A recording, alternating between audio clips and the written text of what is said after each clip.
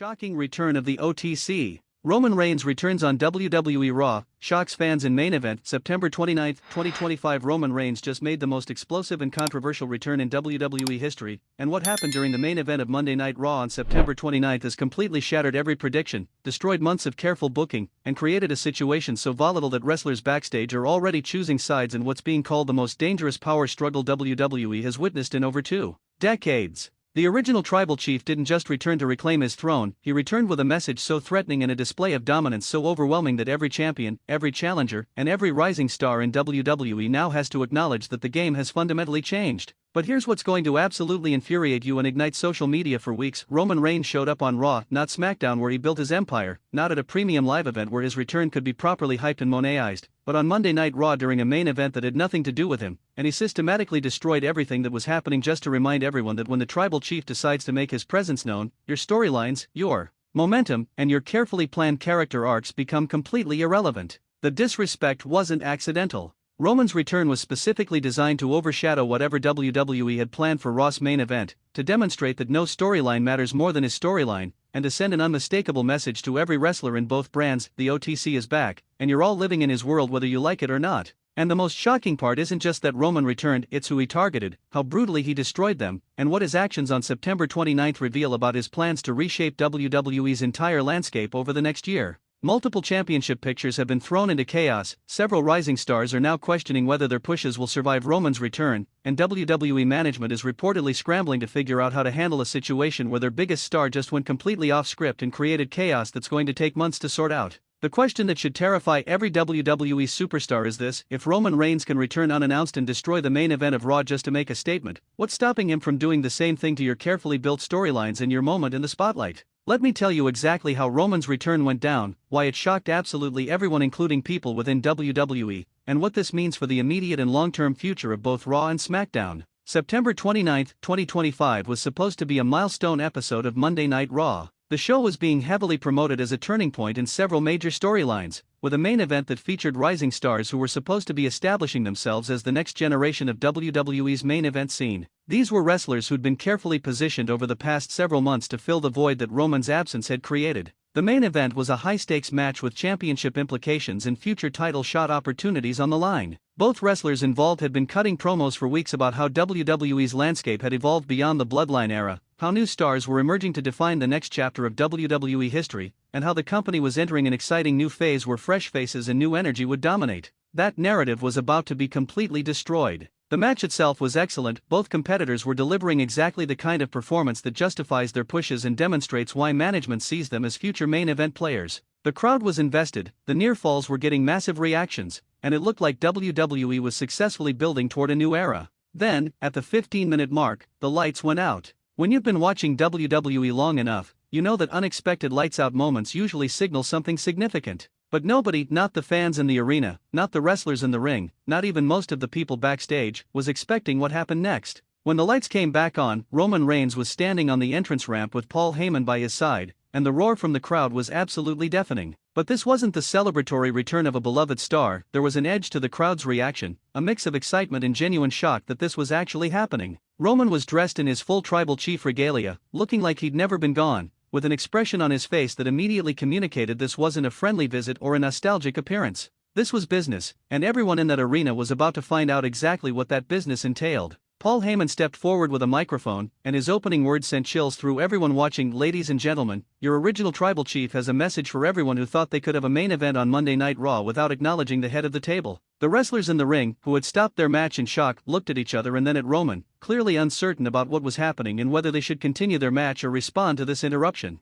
Roman took the microphone from Paul and addressed the situation with the dismissive confidence that defines his character. I've been watching WWE for the past few months while I was handling business, and I've seen something that disturbs me deeply. I've seen people, and I'm being generous calling them people, who think that my absence means it's their time, who think that because the tribal chief stepped away temporarily, that somehow makes them main event players. Roman's gaze shifted to the two wrestlers in the ring, and his next words were devastating. You two are having what you think is a main event match. You think this moment belongs to you. You think the WWE Universe is here to see you. But let me clarify something that apparently needs to be said: there is no main event in WWE without my permission. There is no spotlight that doesn't exist because I allow it to exist. And whatever you thought this moment was, it's over. The crowd's reaction was mixed, some were cheering Roman's dominance, others were booing the disrespect he was showing to the wrestlers who'd worked so hard to earn their position. But everyone was completely locked into what was happening because you could feel that something historic was unfolding. One of the wrestlers in the ring, showing either incredible courage or terrible judgment, grabbed a microphone and tried to stand up to Roman. "We don't need your permission to main event Raw. You're not even on this brand anymore.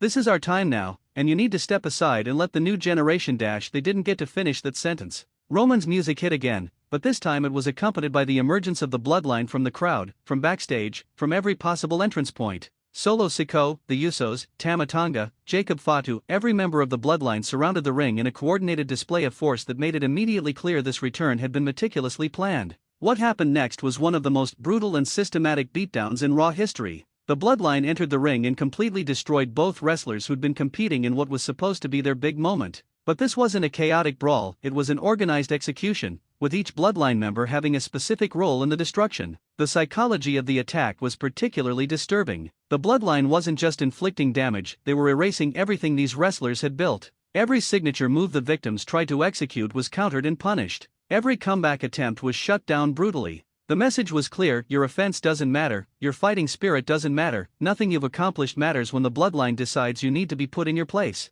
Roman Reigns himself didn't physically participate in the beatdown. He stood outside the ring with Paul Heyman, watching with satisfaction as his family dismantled the wrestlers who dared to have a main event moment without acknowledging him. The visual of Roman standing calm and collected while chaos unfolded at his command was more intimidating than if he'd been in the ring throwing punches. Security and referees rushed to stop the attack, but they were easily overwhelmed by the Bloodline's numbers and intensity. It took several minutes before enough people arrived to restore order, and by that time both wrestlers were barely moving, their big moment completely destroyed and their momentum potentially killed forever. But Roman wasn't finished making his statement. Once the ring was cleared except for the Bloodline, Roman entered and took the microphone for what would become one of the most talked about promos of 2025. September 29, 2025, remember this date. This is the day WWE remembered who actually runs this company. This is the day everyone was reminded that you don't get to have moments, you don't get to have your time, you don't get to build your legacy without first acknowledging the tribal chief. Roman's voice grew more intense. 4 months, I've watched from wherever I've been, and I've seen people getting comfortable.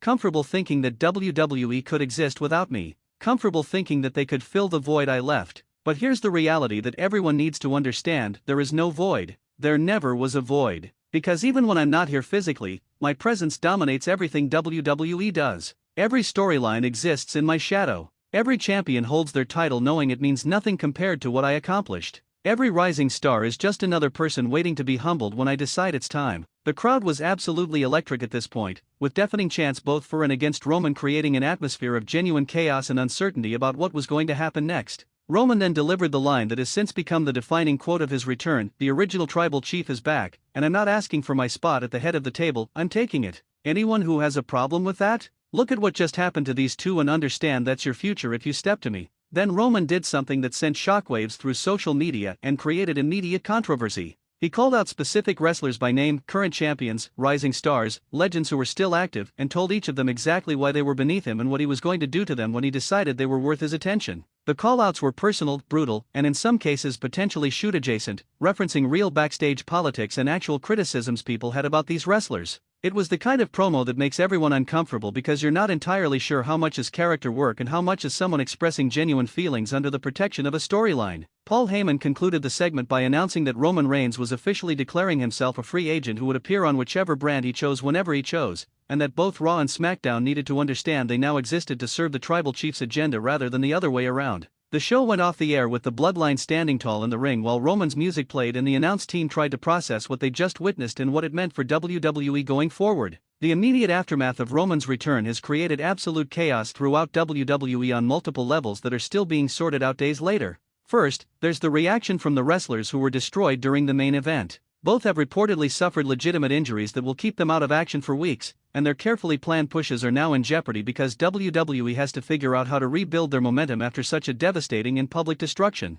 Some backstage sources suggest the wrestlers are furious about having their moment hijacked, while others report they understand it's a huge rub to be part of such a historic segment even if the immediate result was negative for them. Second, there's the locker room response to Roman's return and his methodology. Veterans are reportedly divided between respecting the impact and effectiveness of Roman's statement versus feeling that ambushing another match and destroying rising stars is the wrong way to return and sets a bad precedent. Younger wrestlers are openly terrified that Roman might target them next if they're getting too much positive attention or momentum that could be seen as challenging his position. Third, there's the brand warfare implications. Roman declaring himself a free agent who can appear on either show whenever he wants completely disrupts WWE's carefully maintained brand separation and raises questions about how championships and feuds will work if the company's biggest star refuses to be bound to one roster. Fourth, there's the business impact. Raw's ratings for September 29th were massive. The Roman Reigns return segment drew one of the highest quarter-hour ratings WWE has seen all year, and social media engagement went through the roof. From a purely business perspective, Roman's shocking return was incredibly successful at generating attention and interest. But there are concerns about whether hijacking other wrestlers' moments creates long-term problems even if it creates short-term rating spikes.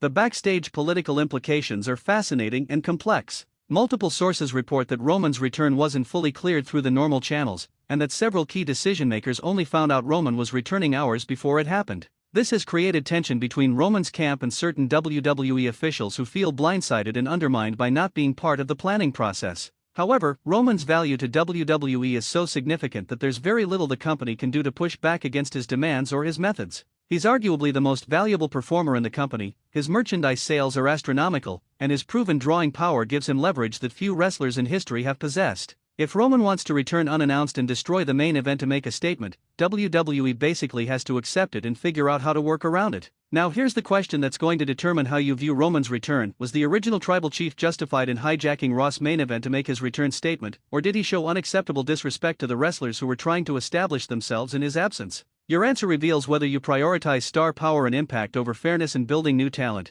and whether you think someone of Roman's stature has earned the right to operate by different rules than everyone else. Here's the even harder question: do you think the wrestlers who got destroyed in the main event will ultimately benefit from being part of such a historic segment, or did Roman permanently damage their credibility and momentum by destroying them so thoroughly? Because there's an argument that being destroyed by Roman Reigns and the Bloodline is actually a form of elevation, it positions you as important enough to be targeted by WWE's top faction. But there's also an argument that being squashed so completely in your big moment is impossible to recover from and marks you as permanently beneath the main event level. Tell me in the comments, what was your genuine reaction when Roman's music hit on September 29th? Were you excited to see the OTC return, or were you frustrated that he hijacked someone else's moment? And here's what I really want to know: which current WWE champion or rising star do you think should be Roman's first major feud after this return? Who has the credibility and the story to actually stand up to the tribal chief after such a dominant return statement? Roman Reigns' shocking return on September 29, 2025 wasn't just a surprise appearance, it was a statement of dominance that reminded everyone why he's called the original tribal chief and why his presence fundamentally changes everything about WWE's landscape.